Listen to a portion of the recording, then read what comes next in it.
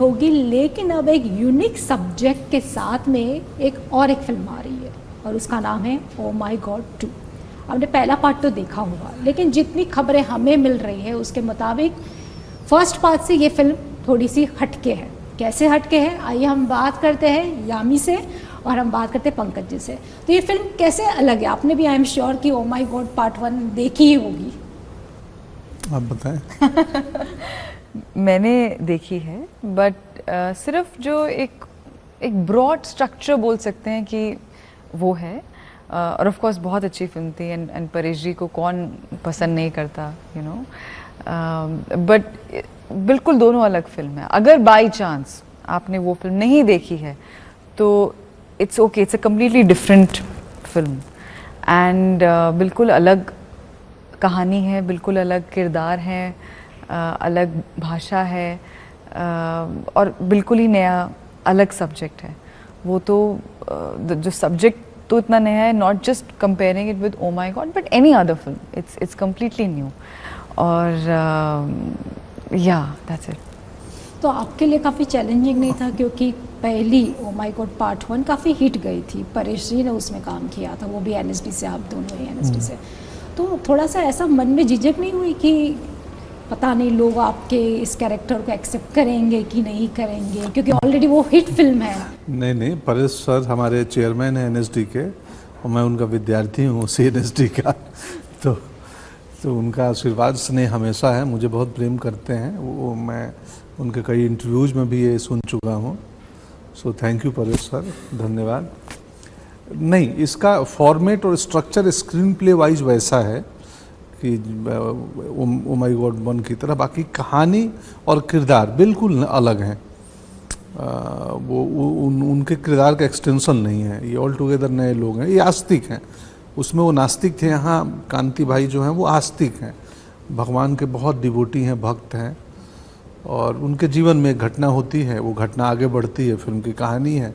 और जब घटना, यही कहानी है, एक मिडिल क्लास डिवोटी परिवार जो शंकर जी के प्रांगण के आसपास कहीं रहता है और भक्त है, उसके जीवन में क्राइसिस होती है, और फिर वो कहानी कोर्ट रूम तक पहुंचती है। हम लोग मिलते हैं, बहसें चलती हैं जैसे कोर्ट में मुकदमे में होती हैं, और फिर कहानी एक कंक्लूजन पे पहुंचती है।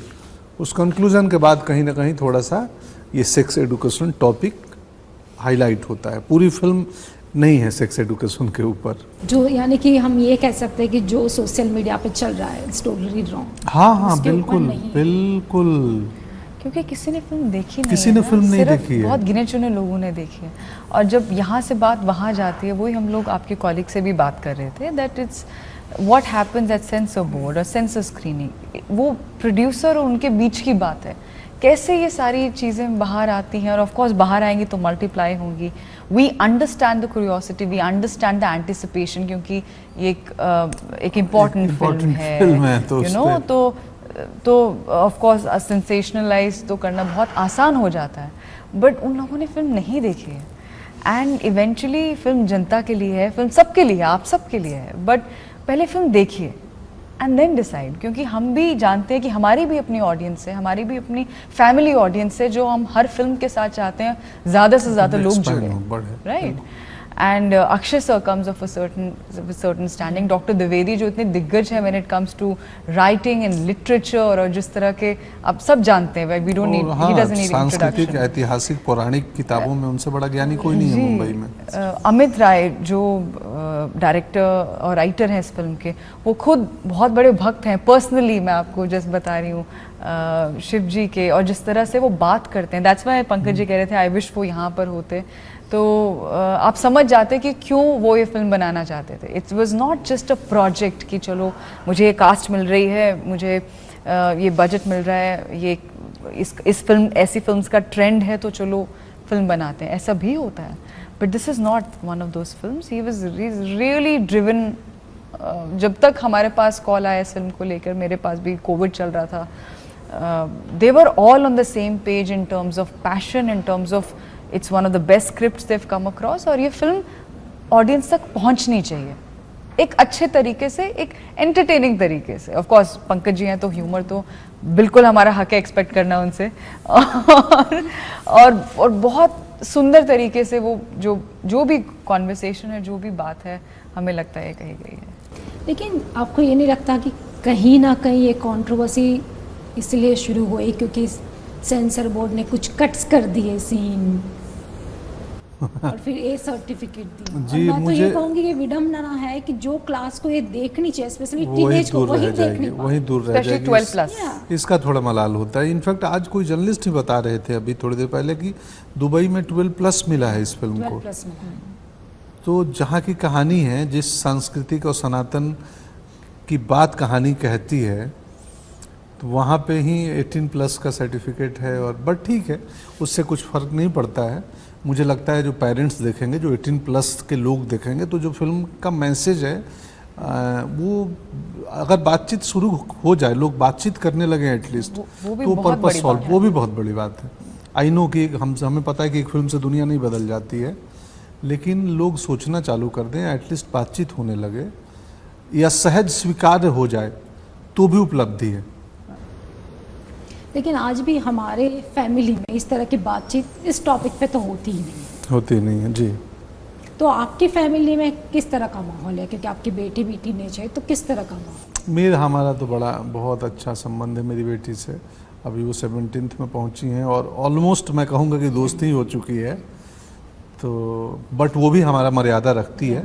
दोस्त का मतलब ये नहीं कि, और हम भी उनका उतना ही रिस्पेक्ट, आदर, फ्रीडम देते हैं। तो बहुत अच्छा खुशनुमा संबंध है मेरी बेटी से। और वो संबंध मेरे पिताजी का मेरी बहन से नहीं था, उनमें एक दूरी थी, वो मेरे में नहीं है। तो ये बदलाव तो मैं अपने सामने ही देख रहा हूँ। जो दुनिया में भी अब 48 का होने वाला हूँ, तो हमने जो इंटरनेट युग नहीं था हमारे वक्त में, मोबाइल्स नहीं थे, हम बैठ के इनकी दादी नानी कहानियाँ सुनाती थी रात को सोने के लिए। तो अब तो वो दौर ही चला गया। अब तो मोबाइल बोलता है मैं कहानी सुना दूंगा और फिर आप बोलता है वीडियो फॉर्मेट में देख लो, फिर नींद उड़ जाती है।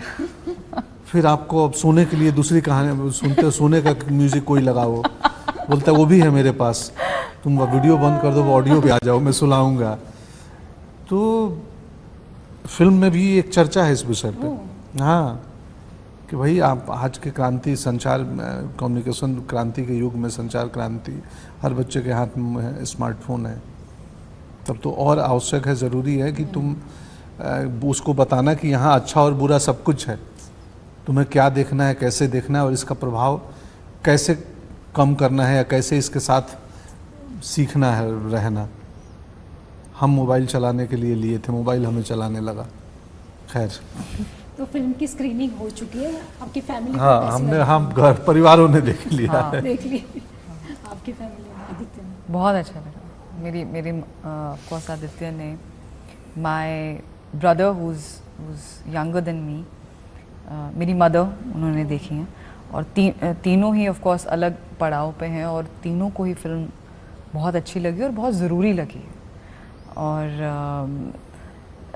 That we hoping the same कि the success of such a film, अगर ये फिल्म सक्सेस होती है ऑडियंस के साथ, अगर ये फिल्म लोग देखते हैं, वो उनका प्रोग्रेसिव माइंड दर्शाता है, वो एक अलग वो माइंडसेट दर्शाता है that we are ready for a certain change. वो चेंज, जैसे पंकज जी ने कहा, एक दिन में तो नहीं आएगा, बट एटलीस्ट उसका एक कॉन्वर्सेशन भी एक स्टार्ट होना। इसलिए ये film you know, I wish हम ये बात फिल्म रिलीज़ होने के बाद करते, क्योंकि बहुत सारी छोटी छोटी बातों पे सटली टच करता है। It is not just about, जैसे आप कह रहे हैं मीडिया में किसी ने लिख दिया, बहुत आसानी से कोई लिख देता है कुछ भी। सालों का हार्डवर्क है, हमारा नहीं, सालों का, राइटर का, डायरेक्टर का, कैसे कैसे उन्होंने प्रोड्यूसर उनको ढूंढा होगा, कैसे उन्होंने अक्षर जी से यू नो कांटेक्ट किया होगा, उसके बाद कितना बहुत टाइम लगता है। सो एक सेकंड में किसी को ऐसे जज कर लेना, and specially as I said, when you'll watch the film, you'll realize that why it is an important film in today's time. कहीं ना कहीं आपको ये लगता है कि फिल्म का ट्रेलर देखकर कुछ लोगों ने रिलीजियस कलर देने की कोशिश की, इसीलिए ये शुरू हो गया सब? हाँ, हम इंटरनेट पे आजकल क्या है ना, इंटरनेट पे इंटरनेट हमें संदेह में डालता है कि संदेह करो कि ऐसा तो नहीं है, ये तो नहीं होगा, प्लस हम प्रतिक्रिया तुरंत दे देते हैं बिना सोचे समझे। एक ने कोई वीडियो बनाया कि देखो इसमें ऐसा है वैसा है, और उस पर हम लोग राय दे देते हैं। आप ट्रेलर एक 3 मिनट 2 मिनट 30 सेकंड का छोटा टुकड़ा है, फिल्म की कहानी में कुछ और होगा, वो किस संदर्भ में इस्तेमाल हुआ होगा, आपको संदर्भ आगे पीछे का नहीं मालूम है कुछ भी। तो एक विजुअल एक फ्रेम से आप नहीं तय कर सकते कुछ भी कि ये क्या है। बट ठीक है, अभिव्यक्ति की स्वतंत्रता में सब कुछ आता है, आपको जैसा अभिव्यक्त करना है करिए, ये अच्छी बात है, लेकिन जान के करिए। प्रतिक्रिया देने के पहले 3 बार सोचिए कि क्या मेरी प्रतिक्रिया सही है, क्या मैं इस प्रतिक्रिया जिस विषय पे दे रहा हूँ उस विषय के बारे में मुझे जानकारी है। अगर फिल्म पे दे रहा हूँ तो वो फिल्म में देख चुका हूँ, नहीं तो हो सकता है कि मेरी प्रतिक्रिया उचित ना हो, क्योंकि मुझे तो अनुमान ही नहीं है। सूत्रों के हवाले से खबरें चल जाती हैं मीडिया में, भाई ये सूत्र गलत भी हो सकते हैं। तो ये सिनेमा है, एक ज़रूरी सिनेमा है और मनोरंजक सिनेमा है। अक्षय सर जैसे अभिनेता के लिए ही ये संभव था, बधाई के पात्र है कि उन्होंने ऐसे विषय को चुना। जैसे आपने पहले कहा कि उस सामाजिक मुद्दों पे कहानियाँ कहते आए हैं, और वो कल भी हमारी बात हो रही थी, बोल रहे थे वो यही बात हुई कि ये फिल्म हम लोग मेरी कुछ खास फिल्मों में से होगी और ये लंबे समय तक हम इस पर गर्व महसूस करेंगे। अब हम खुद एक्साइटेड हैं, ऑडियंस का रिएक्शन देखने का अगले 3-4 दिन का वक्त है, फिर सब कुछ साफ हो जाएगा। तो अभी बंदिशें होती हैं कि इंटरव्यू में हम कहानी कितना खोल लें, क्या बताएं, तो इसलिए हम लोग कई बार घुमाते हैं इधर उधर। बट 3 दिन बाद जब ऑडियंस आएगी देखेगी तो सब कुछ समझ में आ जाएगा कि क्या है, क्यों है, कैसा है। तो सबसे ज़्यादा चैलेंजिंग सीन कौन सा रहा फिल्म में? ऑफ कोर्स कोर्टरूम ड्रामा, क्योंकि फिल्म का 60% ऑलमोस्ट कोर्टरूम ड्रामा तो होगा ही, 65%। उसमें लंबी लंबी बहसें, आर्गूमेंट। हालांकि कल परसों फिल्म देखते हुए मुझे लगा यार इतना मेहनत किए थे तो बहुत जल्दी चले जा रहे हैं सीन, क्योंकि वहाँ रीटेक्स होते हैं, वाइड हुआ, क्लोज हुआ, बैक शॉट हुआ, तो एक सीन को फिल्माने में हम 3 दिन लगाते हैं, देखने में तो 3 मिनट में निकल जाता। लगता है इतनी मेहनत की थी, इतनी जल्दी सीन चला गया। मेरी पत्नी बोली तुम बोलते थे लंबी लाइनें हैं, कहाँ लंबी लाइनें थी? मैं बोला सुनो मुझे भी लग रहा है लंबी लाइनें तो थी नहीं, पर मेरे को पढ़ने में तो 7-7 पन्ने के दिख रहे थे। क्योंकि जब मुझे लगता है जब किसी चीज़ में मज़ा आता है देखने में खासकर, तो लगता है अरे ख़त्म, और मज़ा आ रहा था। We really enjoyed. बट हाँ, थोड़ा अजीब लगेगा खुद की हम आपस में प्रशंसा किए जा रहे हैं, ये दर्शक देखें करें, उन्हीं की राय शर्माते थे। एब्सोल्युटली। सदगुरु ने भी ट्वीट किया है फिल्म जी, को, जी, काफी जी। सराहना की है उन्होंने इस फिल्म को लेकर। तो आप क्या मैसेज देंगे हमारे ऑडियंस को? कुछ नहीं, आप बिना कोई राय रखे 11 अगस्त को आप जाएं सिनेमा घरों में, फिल्म देखें, उसके बाद अपनी राय बनाएं और फिर अपनी प्रतिक्रिया दें। स्वीकार्य है, लेकिन देखने के बाद प्रतिक्रिया दें। और मनोरंजक फिल्म है ये तो हम दावे के साथ सकते हैं, क्योंकि हम लोग फिल्म के हिस्सा होते हुए भी हंसे हैं। मैं और हमारे बाजू में एक फिल्म के ही क्रू मेंबर थे जो सीनियर क्रू मेंबर हैं, कुर्सी से उछल उछल के हंस रहे थे, मुझे ऐसे हाथ पे ताली मार रहे थे। तो बोले यार हम लोग साथ ही काम किए हैं। और मैं कट बोलने के बाद हंसती थी क्योंकि मुझे पंकज जी वो तो बहुत ही फनी था, आप हंस सकती हूँ।